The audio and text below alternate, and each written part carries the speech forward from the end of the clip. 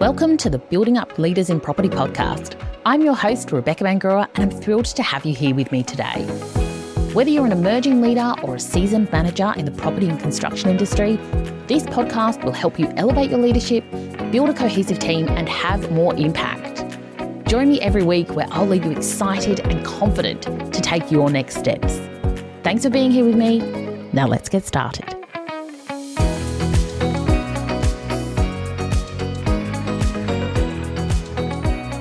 Welcome to the Building Up Leaders in Property podcast. This is the place where we deep dive into what it takes to be an exceptional leader and to create high-functioning teams. Today, we are tackling a topic that resonates with everyone. It's the concept of the golden goose, and more specifically, how to stop killing the golden goose. In case you're not familiar with the story of the golden goose, this comes from Aesop's Fables, and it's the story of a farmer who owns a goose that lays a golden egg every day. Now, the farmer, in his pursuit for more wealth, he decides to kill the goose, hoping that inside he will find a lump of gold. Unfortunately, what happens though is there is no lump of gold, and now the farmer is left without a goose and has lost that reoccurring stream of golden eggs. And this story, this tale is timeless because it reminds us to value what we have. And it's a caution against greed and of making sacrifices for short-term gains. And I think for anyone in our industry, we are so driven by program and tight timelines. And by virtue of having project-based work, there are peaks and there are troughs. There are times when it is full pace in order to achieve what needs to be done. And I have no doubt that at times you've felt like that goose, right? Pushing yourself to deliver those golden eggs every day. And wondering if there is a way to push harder, to get more done. And sometimes when we push too hard, it does come at the sacrifice of our own well-being and our own health and often our own personal relationships. And in our industry, I think this is always something that as individuals and as leaders, we are constantly balancing. So how do we manage to produce outcomes and get results without burning ourselves or our team out? And this is a real issue for our industry. It is no coincidence that we see the fast-paced environment we work in also being tied to some of the highest depression rates across any industry in Australia. We also have the leaky pipeline where we see people at that mid-career point, particularly women, stepping away from the industry because, amongst other reasons, the pressure within the environment is not conducive to having a well-rounded life and to managing other life demands. And it's something we really need to look at, not only as an individual in terms of how do we create consistency across our results and make sure that we have a sustainable career, but also how do we do this for our teams? How do we make sure that we are achieving those results, but also strategically planning for the future? And I think one of the best ways I've seen this explained is from Stephen Covey, who is the author of The 7 Habits of Highly Effective People. Now, as a side note, if you have not read this book, please go out and get it now or download it. This is the number one book that I recommend for leaders. In fact, it's the number one book I recommend for humans because the insights in this and the shifts in thinking and self-perception are so crucial to being successful in any and all areas of our lives. And that is absolutely the reason that this continues to be a bestseller decades after this book was published, because the principles are so sound. So if you haven't read it yet, go out and get it. I'll link it in the show notes for you. But when Covey speaks about this, he talks about the golden goose in terms of finding the balance between production and production capability. And production capability is that capability or that ability to produce the results. And this is always going to be a balancing act. And we want to look at this from how do we not just work harder, how do we work smarter? How do we really set people up for sustainable success so that they're not only achieving results in the short term, but also they have that longevity. They are happy, they are engaged and present to continue to do this work over the long term. Because we don't need to just deliver this immediate project. We need to continue to be able to deliver projects. And when we think about the impact to businesses of burnt out employees, it is huge. And it often results in people leaving the organisation. And when we get to that point, we are then looking at the hidden cost of replacing employees, which is, between 50 and 200% of their annual salaries, right? It's a huge cost to business. And also from a personal level, if you have ever experienced burnout or being close to that point, and I tell you what, I've had a couple of instances of burnout in my career, and it is not fun. It is a really, really dark place. It feels awful, and it requires a lot to get out of that and to rejuvenate to a point where we can show up. And it takes a lot to get to a point where we can not only show up to work and work well, but also just to enjoy that process, but also to get back into enjoying the work we do. And so we're going to delve into some of the strategies we need to employ in order to stop killing the golden goose and to create those sustainable results.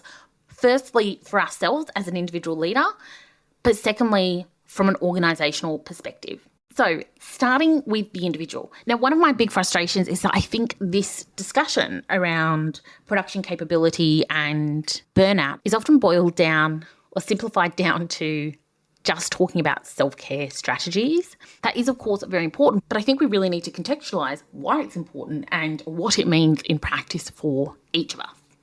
And I think fundamentally it starts with being clear on what the priorities are. And that applies in terms of your work, but also your life outside of work. What is important to you and what are your key drivers and measures of success? Now, this will be completely different for every one of us. There is no cookie cutter approach here, but for everyone, it starts with having a vision of what we want our lives and our impact and our careers to look like. And I think we often don't spend enough time exploring this. We often fall into a career path and we never think beyond that.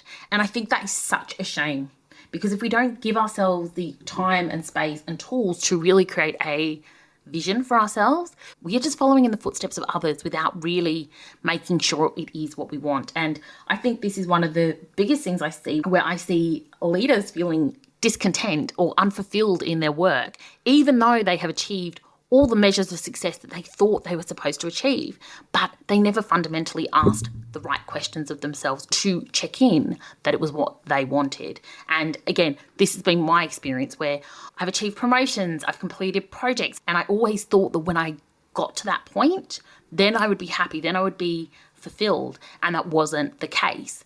So I really encourage you to think about what it is that you are working towards and what that looks like for all the areas of your life, including your career, but also outside of it. And then I really want you to take ownership of what you do and how you prioritize tasks. Now, the truth is, each of us are a resource to a business, and that is not a bad thing, right? What we want is for our relationship with our organisations to be a win-win situation. We show up, we perform outstanding results, we support the business's growth, and in return for our expertise in delivering those results, we are paid. Obviously, the more excellence we bring and the better the outcomes we achieve, the more remuneration and reward that we can expect, we can commandeer. And this is a very simple exchange of value, right? We are both giving each other what we need, and that is what we want. We want a mutually beneficial win-win situation, both for you as an individual and for the organisation that you work for or the business that you run. And we don't need to shy away from that, right? That is what employment is.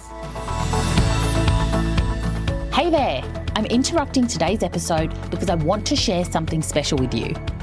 If you've been on a leadership journey with me through this podcast, you know that I'm all about empowering leaders.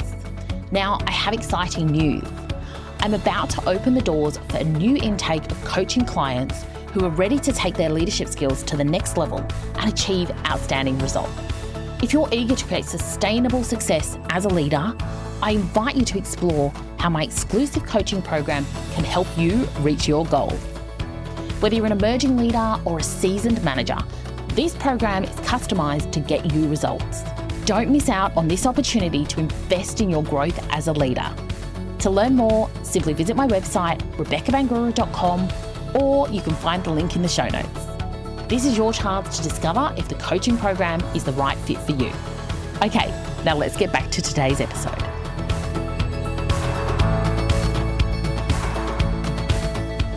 And when we approach it from this perspective of a win-win situation, then everyone is in it for the right reasons. We are aligned in what we are trying to achieve, and we have clear objectives on what success within our role and within our business look like. The problems start to occur when we simply see it as a purely transactional showing up for 8 hours a day or 10 hours a day or whatever it may be in order to get a salary, instead of meeting the objectives and the targets and doing the best job we can, which aligns with the organisational goals. But when we think about it in these terms, we need to recognise that our own ability to produce, our production capability, is our number one asset, right? Without your ability to show up and do the work, you don't have an income stream. And so you need to prioritise things accordingly. And you need to make sure that there are boundaries in place that support your longevity. But beyond that, you also need to be thinking about, how am I growing my own production capability? How am I becoming a better leader? How am I building my technical excellence? How am I building my knowledge and understanding of the industry? How am I being a better leader? When we start to focus on how do we grow ourselves and grow our knowledge and our insight and our skill set, that is when we start to ensure our production capability over the long term, when it's coupled with managing our well-being. So it's finding that balance between self-care and prioritization, but also professional development and growth. You know, there's a saying, if you're not growing, you're going backwards. And I really do think that's true. I think we need to be investing the time and the effort in getting better every day so that we can really exemplify excellence in our industry and stand out and deliver those brilliant outcomes, but also demand those higher salaries. But then we also need to think about this in terms of the broader team. And again, in the same way that your production capability is your most valuable asset, your team, the collection of individuals who make up the group, are the biggest asset to your organisation. And we want to ensure that everyone in that team feels supported and seen and valued so that they can show up and be the best versions of themselves. And we want to make sure that we really know and intentionally grow your talent, right? This might be upskilling them. It might be reskilling them. It might be increasing their knowledge and awareness of different topics, whether it's technical or communication skills or emotional intelligence. And it's also about allowing your team the space to step up, right? Allowing them to lead and to fail forwards and share ideas and different thoughts to challenge the status quo and look for more innovative solutions. And that requires a culture of risk-taking. But when we start to do this, when we start to look at how do we grow, how do we not only support but also grow, we also need to be able to recognise boundaries and make sure that people's well-being is front of mind and that we are managing that effectively. And that is not to say that there will not be busy periods where people are pushed. Unfortunately, that is the nature of our industry. And to be honest, that is what also makes it incredibly fun and exciting at times. And lots of people are drawn to that high pressure, fast paced environment. But we can't do it all the time. It's just not sustainable. So we need to look at, how do we manage the peaks and the troughs? When things are slower, do we give our employees more time, more space to pursue other things and find a balance across the whole rather than in specific moments? And a lot of this really boils down to the need to talk about these things, to have open, vulnerable and supportive conversations where people can share what they need and not feel that they'll be judged or reprimanded. Again, once we do that, we can start to see what is the win-win solution? How do we support the employee and also the business? And when everyone is on board for that conversation, you'll be shocked by the amount of crazy and different ideas that people bring to the table in order to make things work.